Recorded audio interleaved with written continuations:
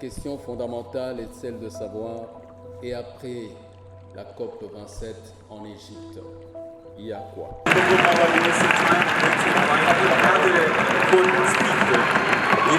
Nous sommes venus d'une contrée lointaine, où la géographie a doté ce beau pays d'une diversité de dotations factorielles, dont entre autres les minerais et les eaux.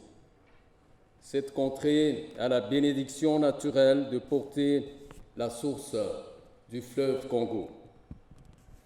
Maintenant que par l'entremise de la pré-COP 27, nous sommes au courant de l'incontournabilité du bassin du Congo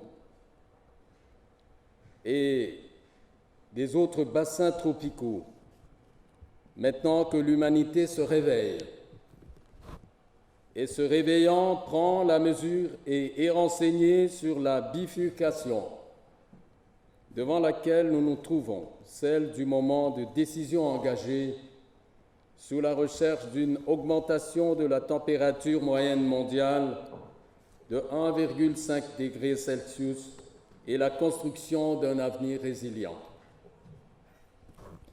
Maintenant que des données scientifiques nous ont renseignés sur les responsabilités de l'humanité dans la destruction de notre planète, tandis que le pape François nous ramène à penser, et si on écoutait la création.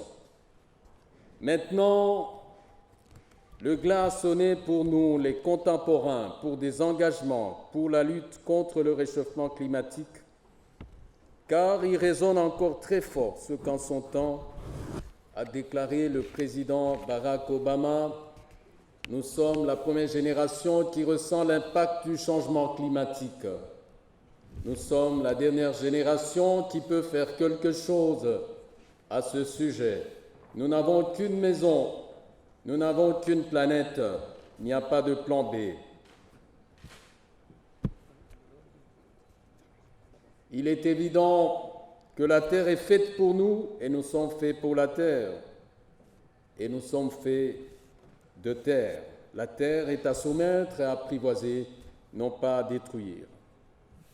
Maintenant est venu le temps pour la mise en valeur des engagements clairs et des comportements structurants de la part de chaque acteur dans le domaine de la gouvernance environnementale, qui est devenue la dernière frontière, de manière à diriger, à orienter l'action vers leur atténuation et adaptation, et ainsi maîtriser les moteurs de la dégradation des écosystèmes et des déséquilibres profonds de la biodiversité, menace réelle contre l'humanité.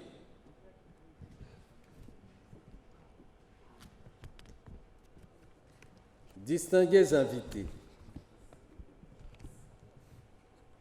auguste assemblée, puisqu'il en est ainsi, de quelle manière les universités peuvent-elles participer activement aux actions en vue de contrer et de contrecarrer les impacts désastreux des équilibres des écosystèmes et des biodiversités?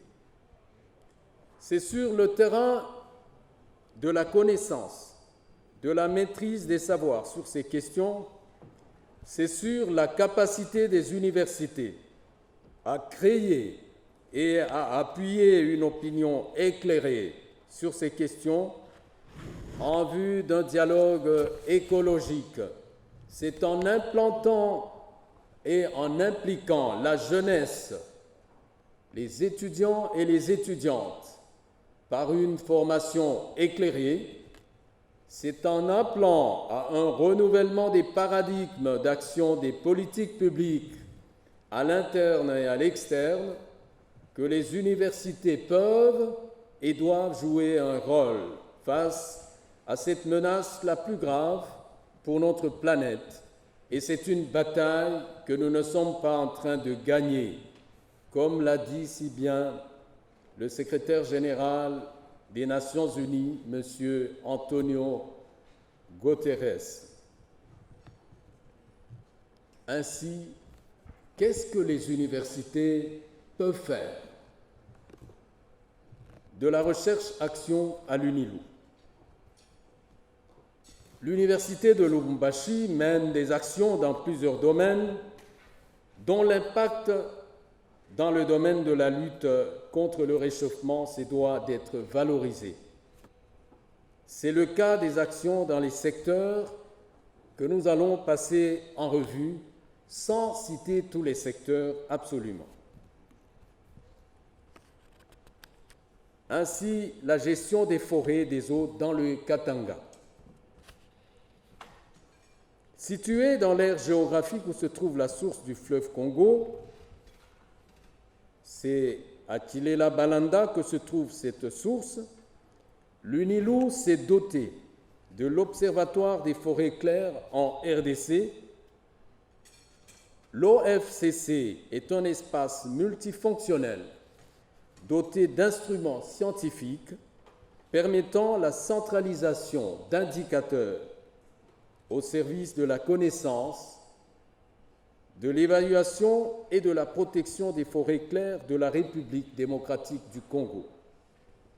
Dispositif d'observation du milieu pour suivre l'évolution des ressources forestières dans le temps et dans l'espace. Il s'agit donc d'un outil puissant, efficace, permanent, qui aide à la prise de décision à différents niveaux et échelons décisionnels à travers différents domaines de la vie nationale. Le gouvernement de la RDC peut recourir à cet outil important.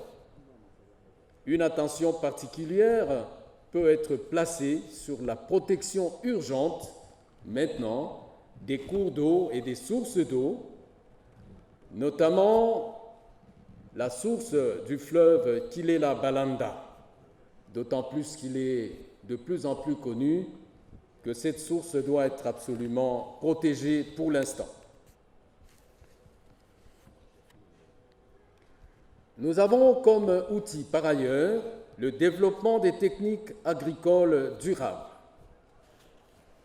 La dialectique des contradictions entre la préservation et conservation de la biodiversité se dénoue sous la forme des voies alternatives pour offrir des solutions à la population congolaise en général et aux populations locales vivant de la forêt. Sur ce point, l'UNILO dispose d'un programme d'autosuffisance en céréales en RDC, ce qui va permettre de réduire la faim et la pauvreté. Hier, un consortium des jeunes nous a invités à l'hôtel du Fleuve à présenter les atouts de l'UNILO par rapport à la lutte contre la pauvreté. Et donc ce programme repose sur l'agriculture intelligente, dont la relation à la destruction de l'environnement est nulle. Les eaux et les fleuves de la RDC sont riches en poissons, mais ce poisson n'est pas exploité de manière efficiente pour concourir à l'alimentation de la population congolaise. Nous ne sommes pas sûrs d'endiguer la pauvreté dans ce cas-là. Aussi va-t-il être créé à l'Université de Lubumbashi une école de pêche et aquaculture dans un cadre bien approprié, le site de l'INERA Kipopo.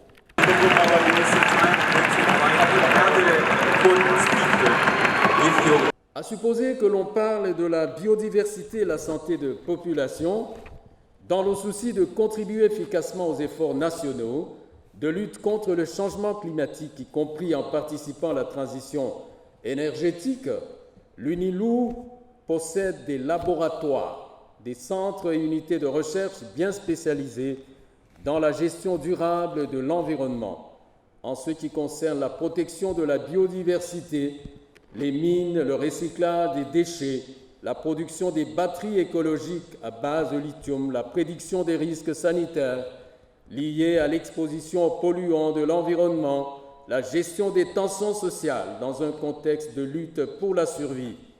Au nombre de ces laboratoires et unités de recherche, nous pouvons citer entre autres le laboratoire d'analyse environnementale. C'est l'un des 18 laboratoires que compte la faculté polytechnique de l'Université de Lubumbashi, créé et équipé dans le but de permettre aux entreprises minières de répondre aux exigences environnementales contenues dans le Code et règlements miniers de la RDC. Il y a quelque temps, les entreprises minières ne mettaient pas en application les exigences environnementales de notre législation sous le couvert qu'il n'y avait pas localement de laboratoire crédible disposant de l'équipement approprié. Eh bien, grâce au dévouement de l'équipe décanale, à la détermination du responsable de ce laboratoire, nous allons demander tout à l'heure que selon chaque thématique, nous ayons des intervenants ici, mais pour ce laboratoire, c'est déjà le professeur Kaniki, vice-doyen de l'enseignement à l'UNILU. Eh bien, grâce à leurs efforts, dévouement, à leur détermination et à notre accompagnement et à l'appui de son Excellence, Monsieur le ministre de l'Enseignement supérieur universitaire, et bien entendu du gouvernement de la RDC, sous l'égide du Premier ministre, la faculté polytechnique a réussi à faire accréditer ce laboratoire. Ce laboratoire devient ainsi le premier laboratoire universitaire de la RDC à obtenir une reconnaissance internationale de ses compétences dans le domaine des analyses environnementales. Vous comprendrez que ce laboratoire n'est pas dans les tiroirs. Il est agissant. Parce qu'on parlait de tiroirs tout à l'heure, je voudrais inviter les scientifiques et académiciens qui sont ici à nous mettre en conversation et en consortium pour présenter auprès du gouvernement et de la COP27 un document qu'il faudra attendre réponse après la COP27.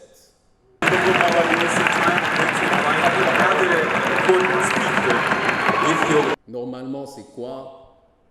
Après la COP27, qu'est-ce qui revient aux universités comme moyen pour renforcer leur aptitude et capacité d'engager la RDC dans le développement intégral et intégré à partir de la recherche. Le laboratoire sur l'environnement est donc un laboratoire de la République accrédité ISO 17025, capable d'offrir l'expertise scientifique et de développer le savoir permettant de connaître la qualité de notre environnement afin de développer notre société de façon durable. Au-delà du contrôle de la qualité de l'environnement, grâce à des laboratoires spécifiques, l'UNILU a cherché à comprendre la valeur pharmaceutique de la diversité de la faune et de la flore. Là, vous avez une affiche qui présente le projet de l'organisation d'un colloque international sur la flore et faune sauvage à l'Université Lubumbashi du 19 au 21 du mois en cours. Les scientifiques, académiciens, les gouvernants, les étudiants, les étudiantes et les participants aux conversations de Yangambi sont attendus. Le projet Phytocat, dont les posters sont placés dans la salle, nous permet de valoriser d'investiguer la pharmacopée traditionnelle avec en vue la production de médicaments répondant aux normes de la pharmacie moderne. L'université de Lubumbashi est également placée dans la transition énergétique et du développement des énergies propres. Lorsque le chef de l'État, le président de la République, Félix-Antoine Tshisekedi, a proposé l'antienne de la RDC Pays Solutions, cette évidence repose sur la palette des opportunités dont dispose objectivement notre pays pour sauver l'humanité. Est-ce qu'il faut les citer? Maintenant, nous les connaissons et l'on parle de pays solutions du point de vue de la participation active de la RDC, du bassin continental, à la protection des écosystèmes et biodiversité. Et dans le cadre de la transition énergétique et du développement des énergies propres, l'UNILU a bénéficié du choix stratégique qui rentre dans la vision du président de la République pour nous doter du Centre africain d'excellence pour la recherche avancée et de professionnalisation en production des batteries électriques en RDC. Les universités du Japon et d'Allemagne participent à ce projet du centre porté par les Nations Unies et les pays d'Afrique centrale. L'Union africaine est donc attentive à ce projet. Hier, à l'hôtel du Fleuve, nous avons parlé abondamment de ce projet. Qu'est-ce que ce projet? Quels sont les bénéfices par rapport à la lutte contre la pauvreté et bien entendu le réchauffement climatique?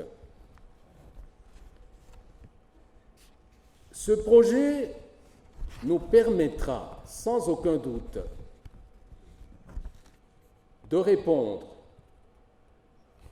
par un cadre de recherche, innovation et de formation, une prétention éminemment industrielle, technologique et scientifique aux questions que l'on se pose dans le cadre de la transition énergétique. Nous serons ainsi en mesure de parvenir à la préparation et adoption du plan quinquennal pour l'établissement d'un centre d'excellence de référence en conception et fabrication des composants et batteries électriques, ainsi que les opérations à l'horizon 2027. Nous allons bien entendu, à travers ce centre, identifier les formations nécessaires pour répondre aux exigences de la future industrie. Un brevet professionnel en énergie renouvelable et stockage d'énergie sera disponible.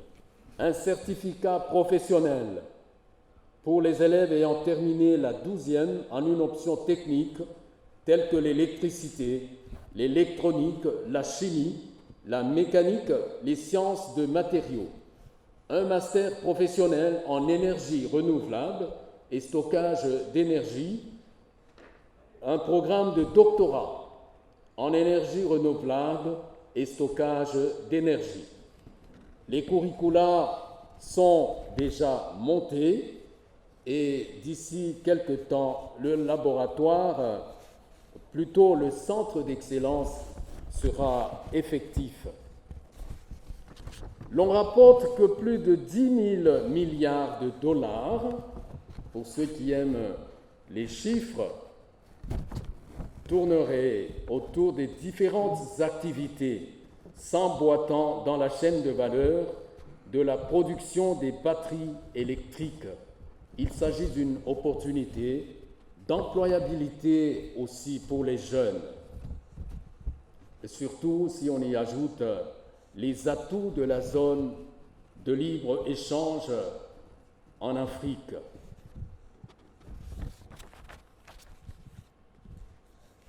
Je pensais qu'on allait applaudir pour ce centre d'excellence pour les batteries. Les étudiants ne sont pas forcément ici, mais vous allez leur apporter qu'il y a une très bonne nouvelle qui vient de l'université Lubumbashi, j'allais dire des universités de la RDC. Dans les politiques publiques, bien entendu, il faut signaler cette diplomatie environnementale proactive. Le gouvernement congolais est en train de s'aligner et d'aligner ses politiques sur des cadres nationaux, internationaux, comme le programme de gestion durable des forêts. Nous devons penser aussi à la diversité végétale des sites cuprifères du Katanga à protéger. Au Katanga, les affleurements riches en cuivre et cobalt, appelés sites cuprifères, présentent des formations végétales distinctes au sein du paysage. Les communautés végétales de ces sites cuprifères hébergent environ 600 espèces constituant la flore du cuivre. Parmi les gisements de cuivre mondiaux, les sites cuprifères du Katanga sont les seuls connus pour héberger des taxons endémiques. Mais justement, l'exploitation minière a à s'interroger également par rapport aux questions environnementales. Distingués invités, auguste auditoire, messieurs, dames, excellences, messieurs les recteurs, la question des compensations et des contreparties symétriques en rapport avec les atouts dont dispose la RDC, qualifiée de pays solution, nécessite plus d'ingénierie diplomatique. Lors de la conférence de Glasgow, Son Excellence Madame la vice-première ministre, ministre de l'Environnement, a tiré une sonnette d'alarme en présentant les asymétries dont pâtit la RDC dans le bénéfice de l'accès aux différents fonds disponibles dans le champ des couvertures d'écoute de la lutte contre le changement climatique. Quelle que soit la partition des fonds, notamment les fonds d'atténuation et d'adaptation, les prix uniques identitaires du carbone et les fonds additionnels, il est renseigné que la RDC obtient des prix inéquitables et non justifiés de 5 $ pour la tonne carbone, alors que d'autres pays obtiennent entre 60 et 100 $ par tonne carbone, quand la RDC, le bassin du Congo, fait partie des atouts incontournables pour la protection de l'humanité contre le réchauffement climatique. C'est le lieu de clamer, si vous le permettez, auguste Assemblée, la fin de telles inégalités par rapport à notre pays. Pour l'accompagnement du gouvernement congolais dans la gestion de l'accès à la finance carbone, il est de bon aloi d'investir des réflexions de recherche pour asseoir de manière éclairée le fonctionnement de la contribution nationale déterminée. Cet organe pour lequel nous félicitons Madame la vice-première ministre, ministre de l'Environnement. Cet organe porte sur 2 objectifs nobles, notamment identifier, former les parties prenantes au mécanisme de la finance carbone, identifier les provinces pilotes devant bénéficier de cette finance carbone, j'allais ajouter, faire participer les universités aussi aux retombées de ces finances carbone. Au nombre des initiatives de notre gouvernement à encourager, je voudrais insister et solliciter encore du capital intellectuel de notre pays, des réflexions poussées sur le paiement des services environnementaux, des actions pour booster le développement à la base. C'est sur ce point que le programme du développement des 145 territoires, initié par le gouvernement national sous la houlette du président de la République, peut tomber à pic. Les intelligences sociales du pays se doivent de penser et appuyer le gouvernement pour implémenter les activités alternatives génératrices de revenus en faveur des communautés locales et des populations autochtones des écosystèmes et veiller à implanter des activités de régénération des écosystèmes détruits et dégradés. Je voudrais saluer ici l'initiative des étudiants de l'Université de Lubumbashi. Ils ont plus de 50 000 arbustes. D'un moment à un autre, nous allons procéder à la plantation.